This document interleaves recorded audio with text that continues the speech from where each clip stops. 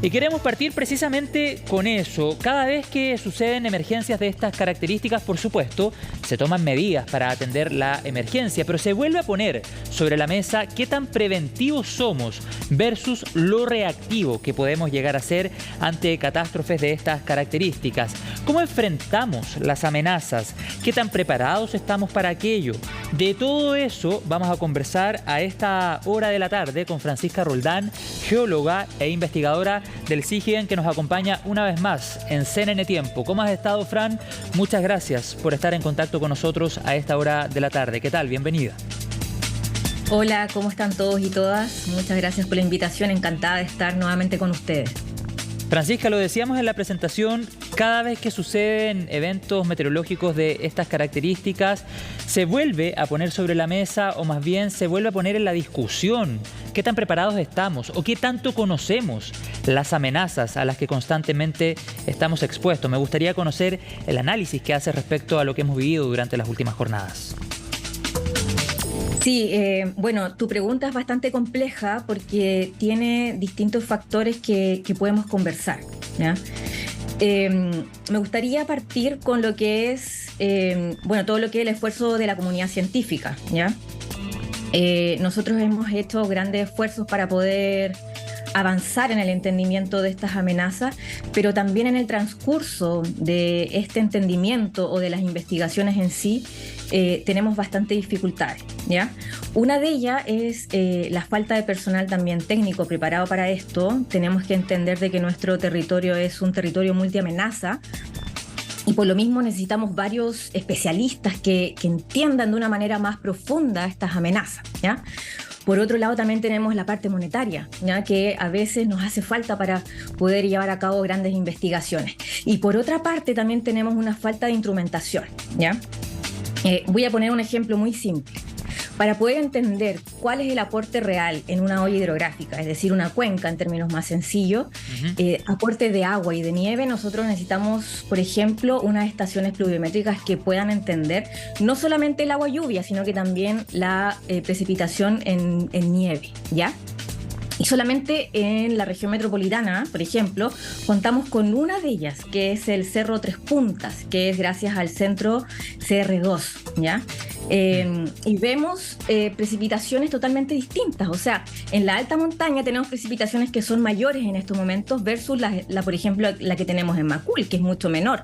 Entonces, ese tipo de instrumentos hace que a nosotros como comunidad científica nos cueste más llegar a los resultados, nos cueste más entender las amenazas y por lo mismo el traspaso de la información en cuanto a los resultados demora más, ¿ya? Y se requiere también más recursos, por supuesto. Sí, y en ese sentido, Francisca, si la comunidad científica enfrenta ese tipo de dificultades que tú nos estabas señalando recién, debiésemos deducir entonces que la autoridad, que es quien toma las decisiones, tiene aún más dificultades o cuenta con aún menos información, por ejemplo, respecto al conocimiento de la amenaza. Esto te lo pregunto siempre con el objetivo de fortalecer el trabajo preventivo. Exactamente, sí. Nosotros, bueno, en otras oportunidades hemos hablado de este positivo cambio que fue de ONEMI a CENAPRED y SINAPRED, ¿ya? De la ley 21.364. Y bueno, ¿cómo funciona SINAPRED? Y eso me gustaría poder relacionarlo con lo que estamos hablando ahora. SINAPRED funciona en cuanto a lo que es la gestión con CENAPRED, comités de riesgo de desastre e instrumentos de la gestión del riesgo de desastre, ¿vale? Y me voy a quedar en esto último, porque esto último toma de cierta manera más responsabilidad de la que tenía antes ONEMI, ¿ya? Tenemos ahora en CENAPRED la responsabilidad de hacer mapas de amenaza y riesgo, ¿ya? ¿Y eso qué quiere hacer? Vamos en camino a lo que es una mirada más preventiva y no reactiva. Ahora la pregunta es, ¿podemos realmente llegar a eso? ¿Podemos generar estos mapas de amenazas y riesgos con los instrumentos que tenemos hoy en día? Y también con los fondos que se han destinado para eso. ¿Me entienden? Entonces, me parece bastante positiva la mirada, pero también tenemos que pensar cómo podemos llegar a esto. Entonces, ¿y con lo que hay hasta ahora podemos? En estos momentos yo creo que estamos limitados, ¿ya? Estamos limitados en cuanto a lo que es el personal técnico, estamos limitados yo creo que también con los fondos que se destinan a ciencia, ¿ya? Y también estamos limitados con lo que es traspaso de la información también a la comunidad. tenemos que entender de que la gestión del riesgo de desastre no solamente es una toma de decisiones, sino que es algo conjunto entre la comunidad científica, entre la toma de decisiones y también dentro de lo que es la población, ¿ya? Pero dentro de lo que es, por ejemplo, el ordenamiento territorial, cabe la responsabilidad en las entidades públicas, ¿me entienden? Entonces, la toma de decisiones en cuanto a este tipo de instrumentos que está tomando Senapred, yo creo que tenemos que hacer un reanálisis de cómo estamos pensando que tenemos que actuar y aportar a nuestro país, en el sentido de que tenemos que analizar las prioridades que estamos tomando como país para poder nosotros establecer instrumentos que sean eficaces y eficientes para poder conocer más las amenazas.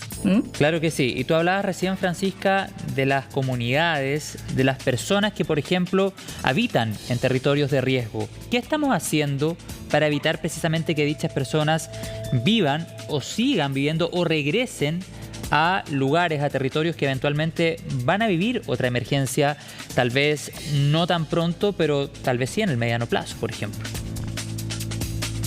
Sí, bueno, como dije en un principio, parte de lo que es también el esfuerzo de las entidades públicas, ¿ya? Porque uno tiende también a criticar todo lo que es a veces su gestión, también felicitar las cosas positivas, por supuesto, pero también tenemos que tener en mente con qué instrumento cuentan ellos, ¿ya?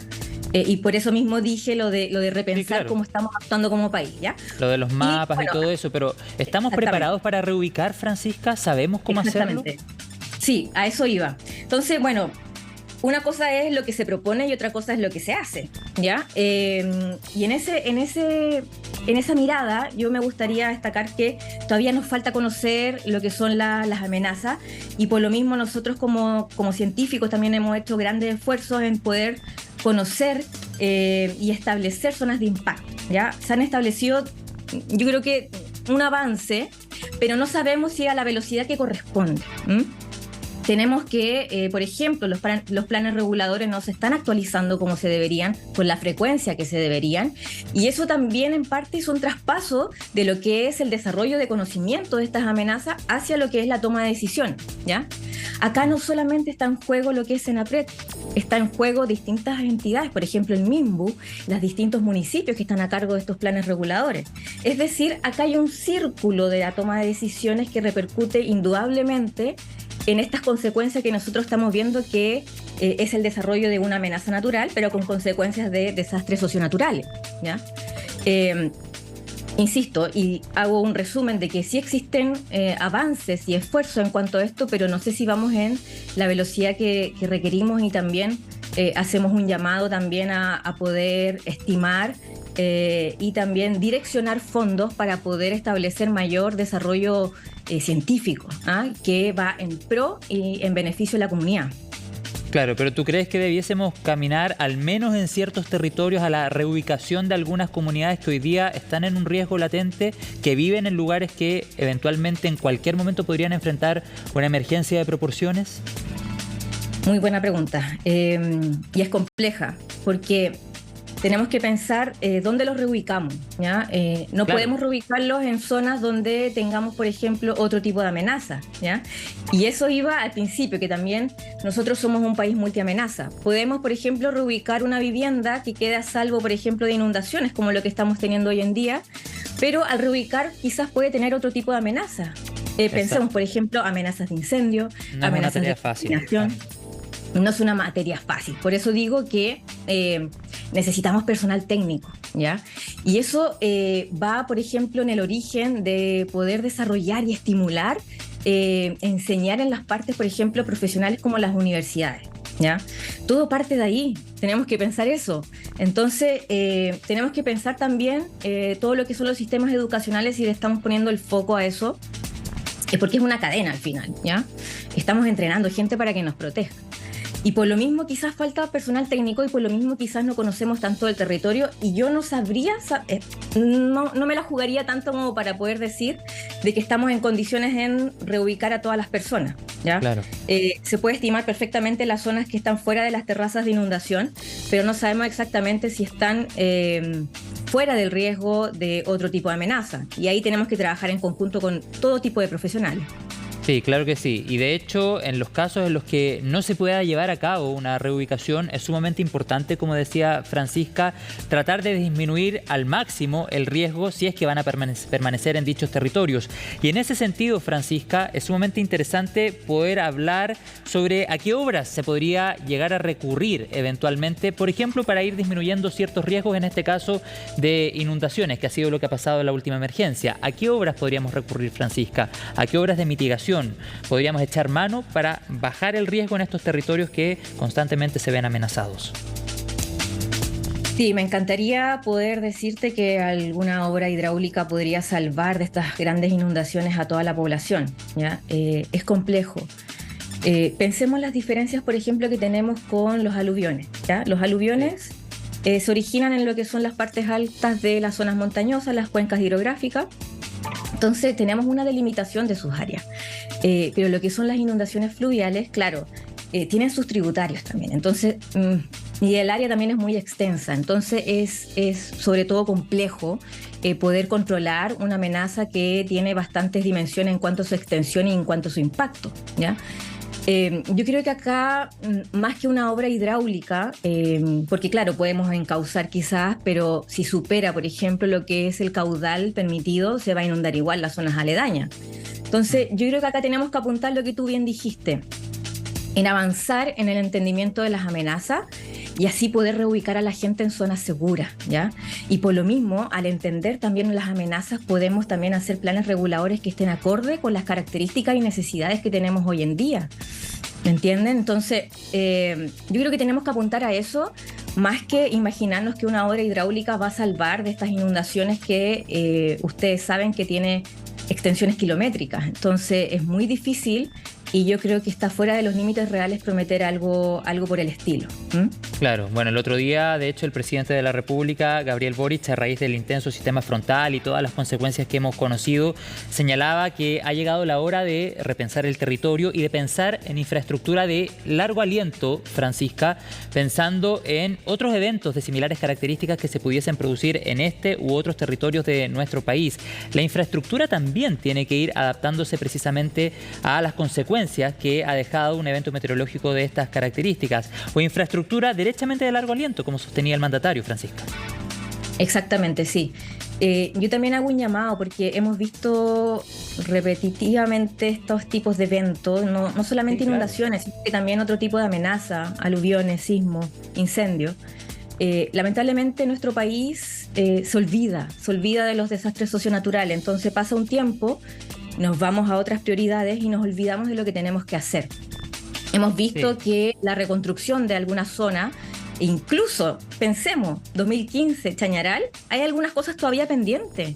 Entonces, si bien es bueno ver el repensar el territorio, me parece que tenemos que nosotros también impulsar de que no nos olvidemos de estas amenazas y poder avanzar concretamente, ¿ya? Y no volver a repetir este tipo de fenómenos y desastres, por supuesto. Me encantaría que eso se cumpliera, creo que sería una parte bastante importante, pero es importante que no nos olvidemos nosotros también como dentro de la toma de decisiones, pero también como comunidad, ¿ya? Nos olvidamos rápidamente de los desastres y avanzamos hacia otras prioridades. Claro, el diagnóstico ya está, las consecuencias ya las conocemos, todo indica que ha llegado el momento de tomar acciones concretas para que efectivamente los efectos de un sistema frontal de estas características cada vez sean menores o los podamos enfrentar de mejor manera. Si bien hay varias voces expertas durante las últimas jornadas, Francisca, y ahí tú me puedes decir si estás de acuerdo o no, que han señalado que se notó, al menos desde la autoridad central, un trabajo preventivo mayor, estuvieron desplegados desde antes de lo que sucedió, por ejemplo, en el sistema frontal de junio. Las consecuencias siguen siendo negativas para las comunidades, por eso insisto en ese punto, independiente que el diagnóstico ya esté, independiente que se ha tratado de fomentar el trabajo preventivo, es hora de tomar acciones concretas para que podamos disminuir lo máximo posible este tipo de consecuencias. Imagínate, veíamos el día de ayer ciudades como Pichilemu en un gran porcentaje inundadas, Santa Cruz también, una gran cantidad de precipitaciones hacia la región del Maule, bueno, lo que pasó también en gran parte de la región de O'Higgins, Coltauco, y así te podría nombrar un montón de territorios, Francisca, con una afectación desde la cordillera y hasta la costa derechamente, Francisca. Sí, yo creo que hay un esfuerzo bastante importante dentro de lo que son las entidades públicas y es algo que yo también destaco como algo positivo. Pero hemos visto que la extensión de esta gran amenaza de inundación supera lo que es la capacidad física y técnica que tenemos actualmente. Hay mucha gente que todavía, bueno, sigue aislada y que no ha tenido Claro. la ayuda suficiente y por lo mismo tenemos que repensar en eso, ¿no? Si bien es muy positivo todo lo que son los sistemas de alerta temprana meteorológica, tenemos también limitancias en el actuar, ¿ya? Claro. Y por lo mismo no sirve solamente ser preventivo, sino que ver esto a largo plazo. Y bueno, me encantaría que fuera a largo plazo, en verdad, pero es un corto plazo, o sea, tenemos que actuar y hacer cambios ahora ya, ¿ya? Y también tener cuidado con lo que se promete. Ser preventivos no basta, ¿ya? Las consecuencias ya las vemos. Si bien gran parte de la gente se pudo evacuar a tiempo, lo cual yo creo que es bastante positivo, tenemos 4 fallecidos versus los que podrían haber sido.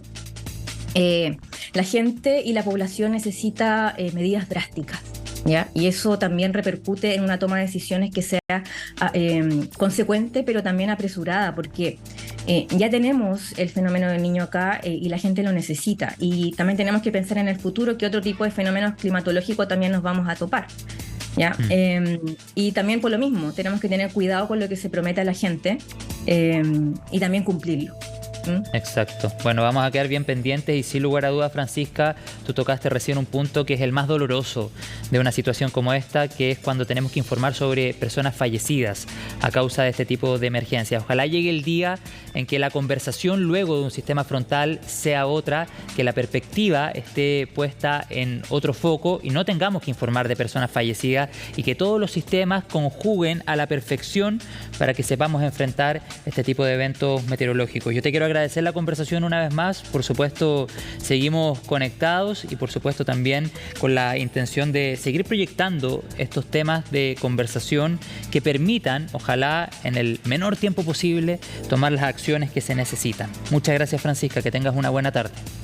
Muchas gracias a usted, encantada de estar acá y bueno, nos vemos en una próxima oportunidad.